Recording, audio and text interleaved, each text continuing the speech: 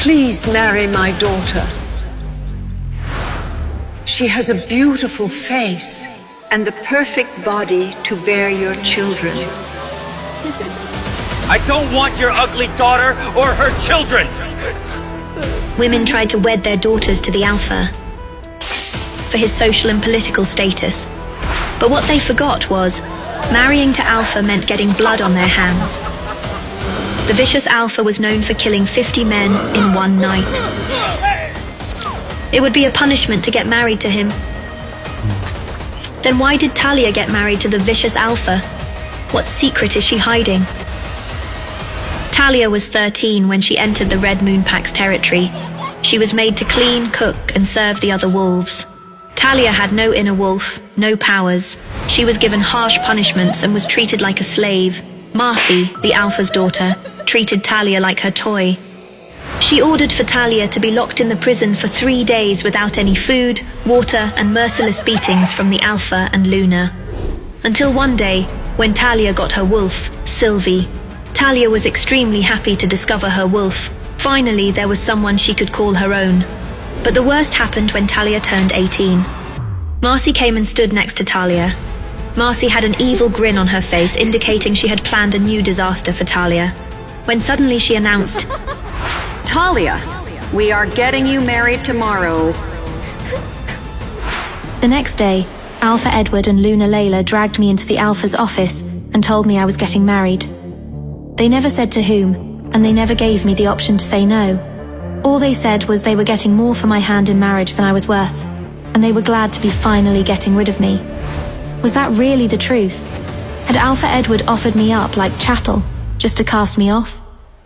Or was there something more, something darker, lurking behind his eagerness? Whatever happened behind the doors of that meeting, I would never know, but I feared the answer. I couldn't say I was unhappy about the prospect of leaving this pack, but I was scared of marrying an unknown man. I couldn't fathom why anyone would want me to be honest. I assumed it was someone from an ally pack who wanted a slave. The more I thought about this, the more I believed it was true. After all, Alpha Edward could pick any random girl to replace me. Lost in my fears, I finally reached the grand double doors to the hall where the ceremony was taking place. Voices buzzed from inside. I felt like vomiting, but also something else. My head began to swim, and I was suddenly too hot. My heart rate was picking up quickly and I felt lightheaded. Was I about to pass out minutes before my wedding? As I took deep breaths as being coached by my wolf, Alpha Edward snuck up beside me. I'd been so focused on my breathing I hadn't even heard him. I flinched. "Stop fidgeting," he hissed. "What are you doing?" I asked. I felt so out of sorts I didn't even stop to consider my words or the disrespectful tone in which I said them. Alpha Edward narrowed his eyes on me. The hand at his side twitched like he wanted to strike me. "Since you have no father here, it is my duty to walk you down the aisle and give you away. Don't misinterpret this, though. I take absolutely no pleasure in touching you." What? Why did it sound like he was insinuating something? You mean, you take no pleasure in touching me when it's not violent? I deadpanned. Sylvie, who had been pacing in my head, stopped in her tracks. I could feel the shock coming from her. I was shocked too. I'd never spoken to the Alpha like that before, with such confidence. Where had that come from? The Alpha seemed more shocked than either of us. However, his face was comical. At least it was until his eyes turned black and a low voice came through his teeth. "You think that was bad? Your fate is about to become far worse." Before I had time to process his words, or the rising panic they instilled within me, the doors in front of us began to open. He turned me towards the hall. I had no maid of honor, no bridesmaids. Not that anyone would have agreed if I had asked. As we entered the hall, I was hit in the face with the most amazing scent. It was a mix of forest and dark chocolate, with a hint of an almost musky, woodsy smell. It almost knocked me off my feet. It filled the hall and I found myself looking around, searching for the source. Sylvie was practically jumping in my head, wanting to come out. "Mate, mate!" she screamed. "What? Where?" I asked. I saw him then. My eyes zeroed in on the most amazingly breathtaking man I'd ever witnessed. He was taller than Alpha Edward, at least 6 or 7, a giant and all muscle. His tuxedo strained against him in a way that had me coveted. I could see the hint of a tattoo peeking out front under the shirt collar on his. I was less than 5 feet away now, near enough to see his hair had a slight wave to it, and it was pitch black. My fingers itched to run through it. He had a chiseled jaw with a 5 o'clock shadow, full mouth under a straight, long nose, and his eyes. They gazed into mine and held me captive. They were a haunting blue. I had forgotten where I was, the reason, the time, the place. "This is our mate," I asked Sylvie. I couldn't quite believe he was my mate. Yes, I could feel her connecting with our mate's wolf. She was purring with joy and happiness. A loud throat clearing sounded next to me, and I unwillingly cast my gaze away from my mate in annoyance. Alpha Edward was glaring at me.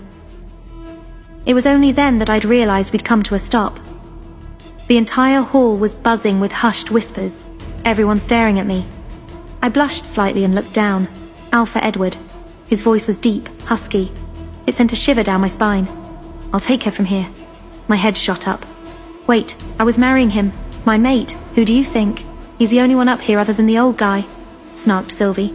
Truthfully, I hadn't even noticed anyone else, but she was right. Only the elder who was blessing the marriage stood at the altar with my mate. I glanced around him. Didn't he have groomsmen? Friends? Family? What are you waiting for? "Go!" hissed Alpha Edward. He released a not too subtle shove. A growl erupted from my mate's chest at the action, and I peeked up in time to see Alpha Edward's face go pale. He bowed his head in apology and went to take his seat next to his Luna. In all my years with the pack, I had never seen Alpha Edward cower before anyone. Whoever this man was, he wasn't just powerful, he was feared. And perhaps crazy too. Why else would he agree to marry me? An Omega servant with no status or standing worth trading. I spotted Marcy seated next to her mother, but I didn't understand her expression.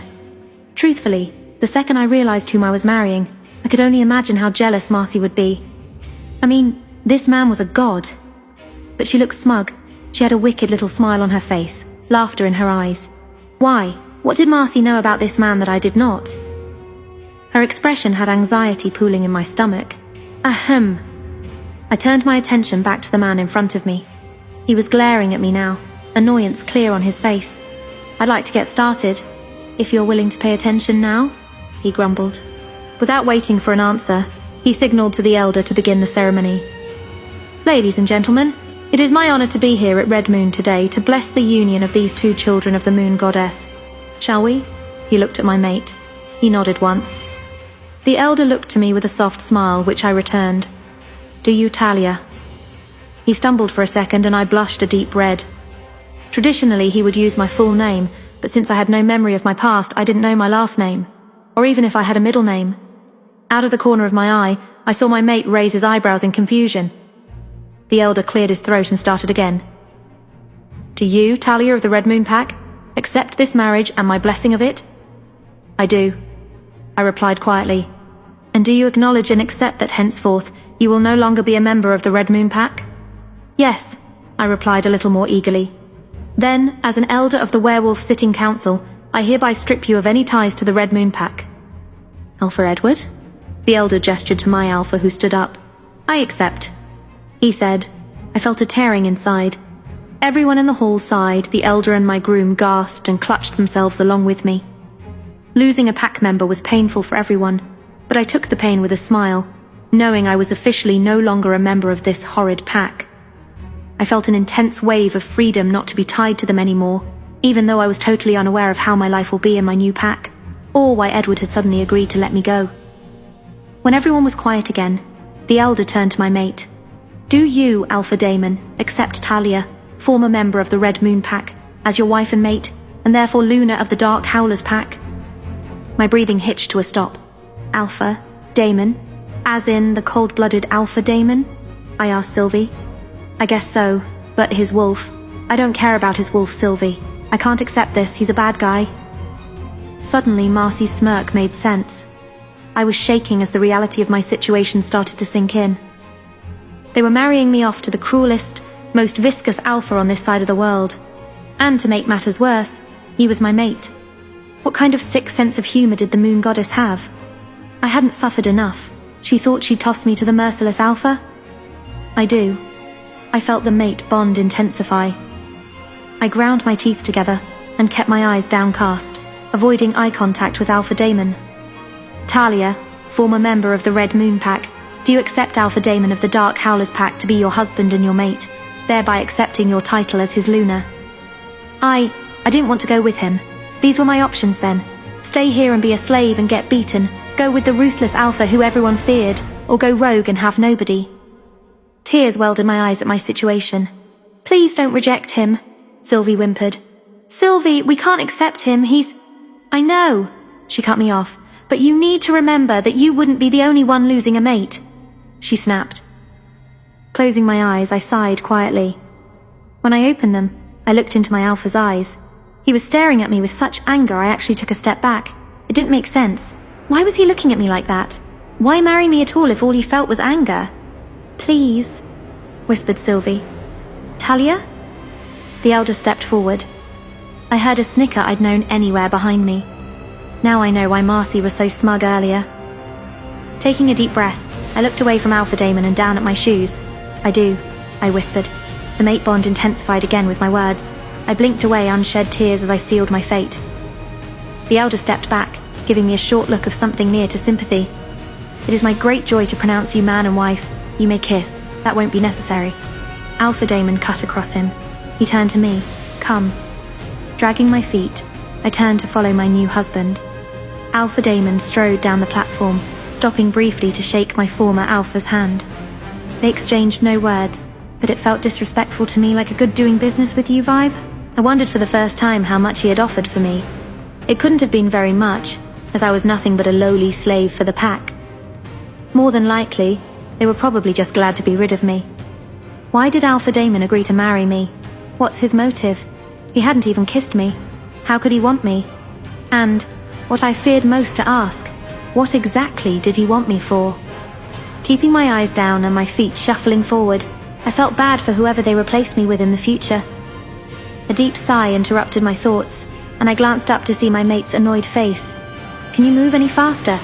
I'd like to get home sometime today if that's okay with you, he snapped. Sorry, I mumbled. He rolled his eyes. Your things are packed and already loaded in the car. Let's go. He reached for my arm, and I instinctively flinched back. It wasn't entirely his fault. I'd been beaten since the age of 5. Fast movements tended to cause me to react like that.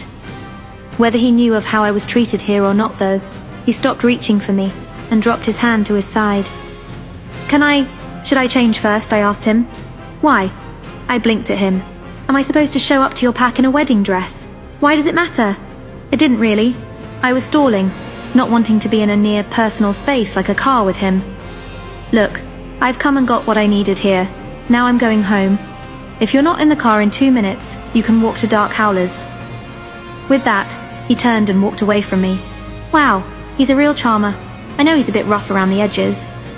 But his wolf is really nice, mumbled Sylvie in my head. That's supposed to make me feel better? Yes. My turn to roll my eyes.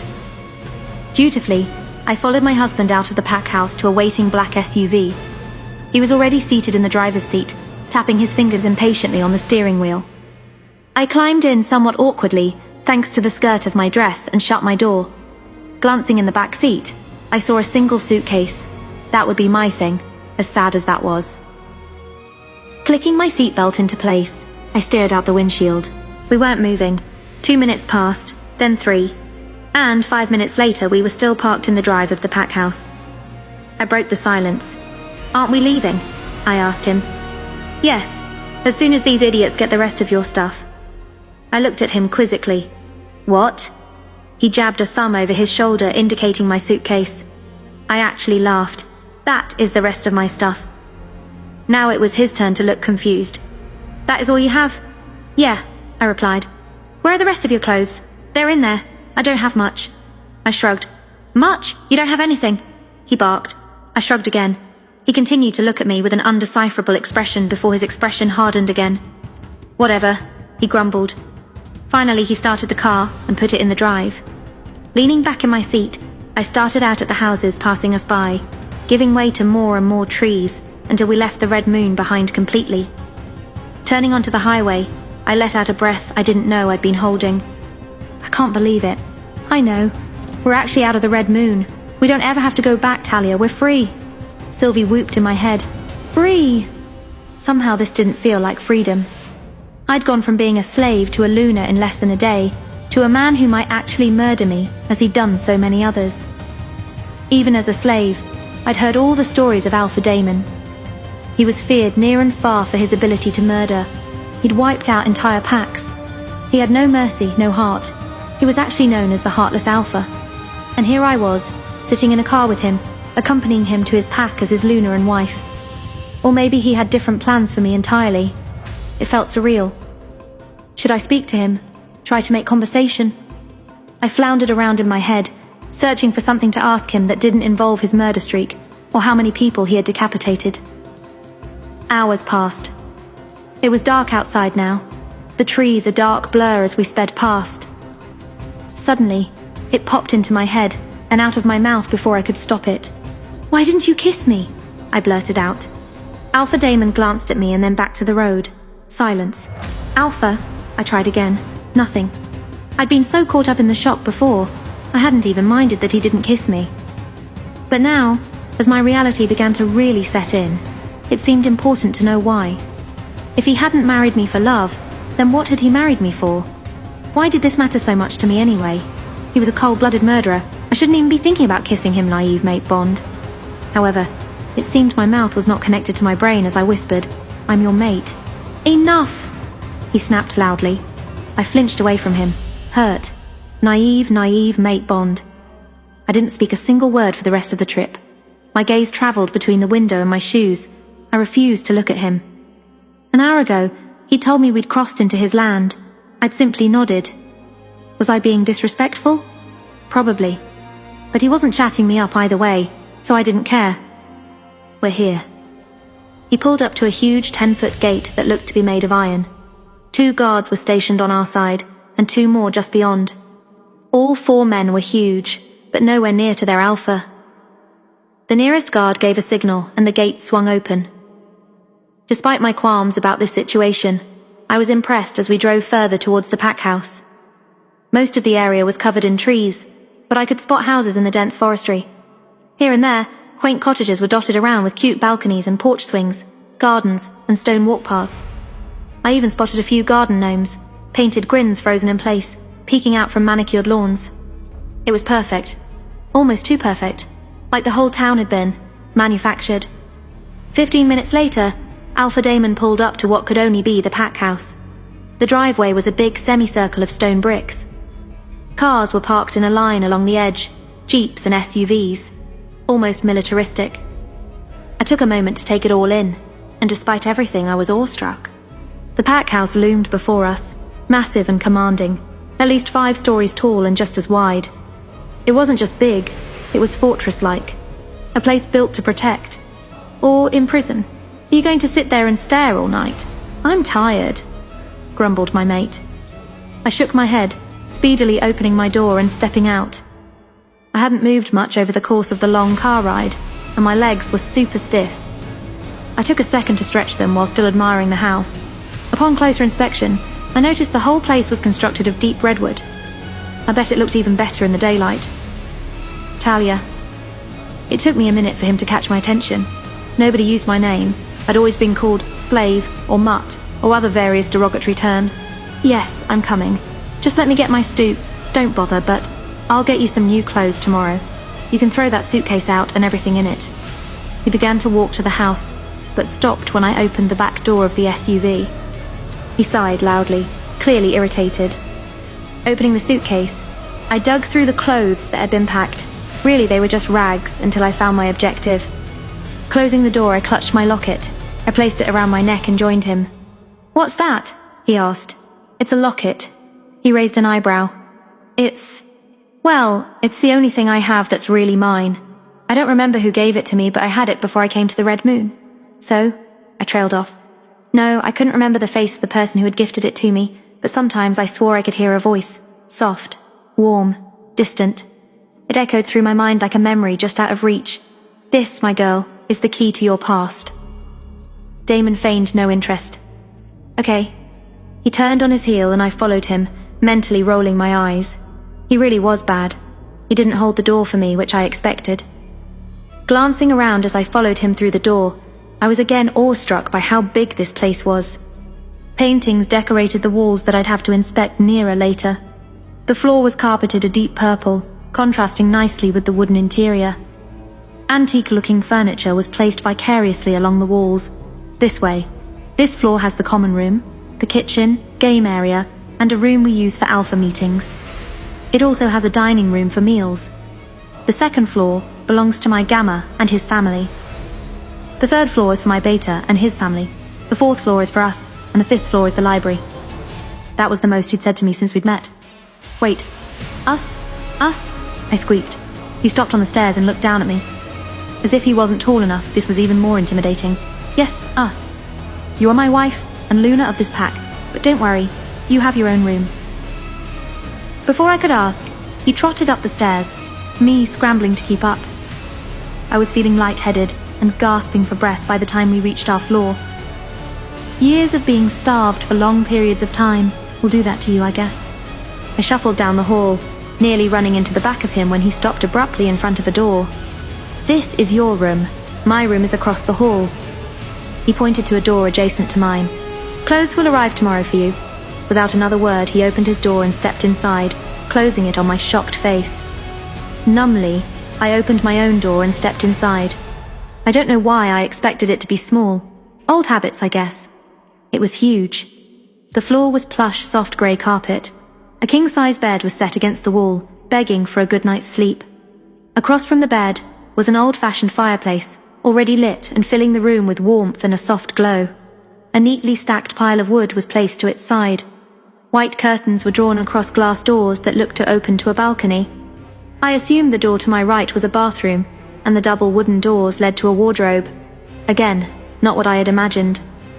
But then we didn't imagine we'd have our own room, did we? Sylvie grumbled. No, but it's better than sleeping with him, right? Maybe. But what was the point of all this if we're not going to be together? I didn't have an answer to that. It did seem pointless. He acted as if a mate and Luna, let alone a wife, was the last thing he wanted. Maybe it's better this way. He is. Him, after all. I need to bond with my mate too, Talia. What if he doesn't let us? She whimpered. We live here, Sylvie. Sooner or later we'll meet his wolf. I guess. It wasn't the same thing, I knew. Sylvie needed to make her own bond with the Alpha's wolf. Play together, hunt together. The thought of her not being able to do those things made her extremely sad. He has a name, you know, she said. It feels weird calling him Damon, though. What if he doesn't like it? What if no one else calls him that? You're overthinking things. I don't think so. Yawning, I slipped off my shoes and made my way to the bed. A huge grin plastered my face as I lay down. I'd never slept in a real bed before. My sleeping arrangements at Red Moon consisted of a couple dirty mattresses filled with holes on the floor. Comparatively, this was heaven. Having nothing else to sleep in, I arranged the skirts of my dress under the covers and fell asleep in minutes. I woke up to the intoxicating scent of forest and dark chocolate filling my senses. My wolf Sylvie stirred restlessly in my mind, practically vibrating with excitement. "Mate, mate!" she howled, her voice echoing through my consciousness with an intensity that made my eyes fly open. The room was bathed in the amber glow of the dying fireplace. Shadows danced across the plush grey carpet. But what caught my breath wasn't the luxurious surroundings. It was the figure sitting in the armchair beside my bed. Damon, my husband, my mate, the Alpha who had barely spoken 2 words to me since our wedding. He leaned forward, elbows resting on his knees, those haunting blue eyes fixated on mine. His dark hair was slightly disheveled, as if he'd been running his hands through it, and his white dress shirt was unbuttoned at the collar, revealing more of that tantalizing tattoo I'd glimpsed during our ceremony. "You're awake," he said, his deep voice sending shivers down my spine. I sat up slowly, acutely aware that I was still wearing my wedding dress, now wrinkled and twisted around my legs. "How long have you been sitting there?" "Long enough." His gaze traveled over me, and I felt heat bloom in my cheeks. I couldn't sleep. "Your scent." He trailed off, jaw clenching as if he was fighting some internal battle. The air between us was thick with pheromones, making it hard to think clearly. Sylvie practically panted in my head. desperate to get closer to our mate. But something in Damon's expression held me back. Without warning, his hands moved to the neckline of my wedding dress. The sound of fabric tearing filled the room as he ripped the delicate material, exposing my bruised shoulders and collarbone. I gasped and scrambled backward, my heart hammering against my ribs. "What are you doing?" I cried, clutching the torn fabric to my chest. But his eyes weren't filled with lust or violence. His gaze traced the purple and black marks marring my pale skin. "I need to examine you," he said suddenly, his voice rough. My heart skipped a beat, heat pooling low in my stomach at his words. "Examine me?" He stood abruptly, towering over me even more than usual. "Not what you're thinking," he said, though his eyes darkened as they met mine. "I need to see what they did to you." The romantic haze cleared instantly. "What?" "I can smell it on you. The pain." His hands clenched into fists at his sides. "I need to see how badly they hurt you." Fear crept up my spine, not of him, but of what he might discover. "Damon, I don't think—" "It's not a request, Talia." His alpha voice came through, commanding and absolute, but there was something else beneath it, something that sounded almost protective.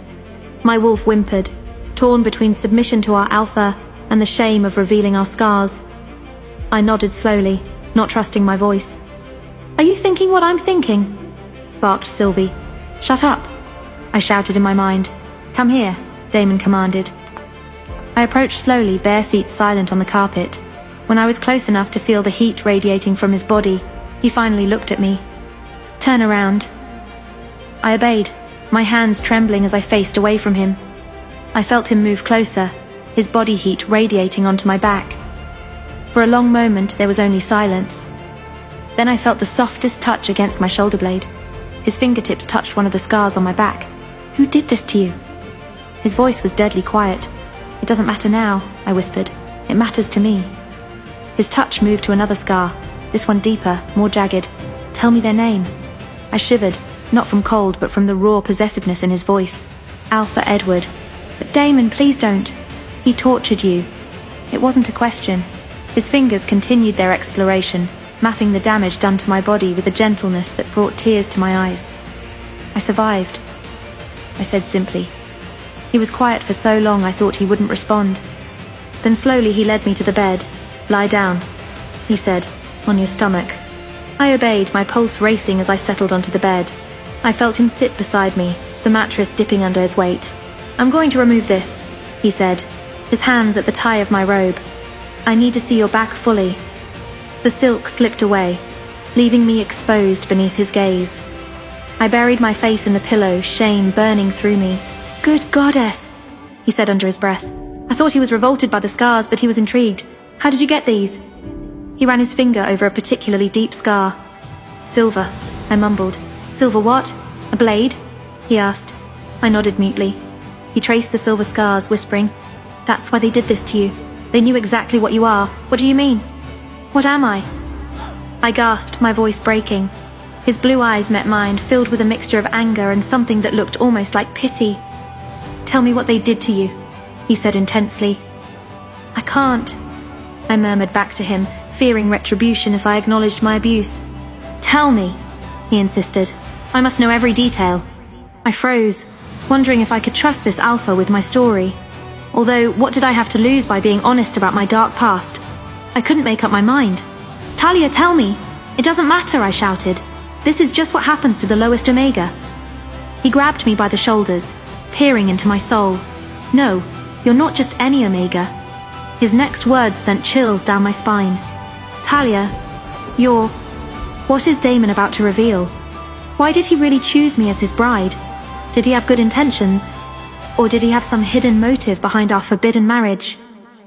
Download the free Pocket FM app and continue listening to The Alpha's Bride to find out.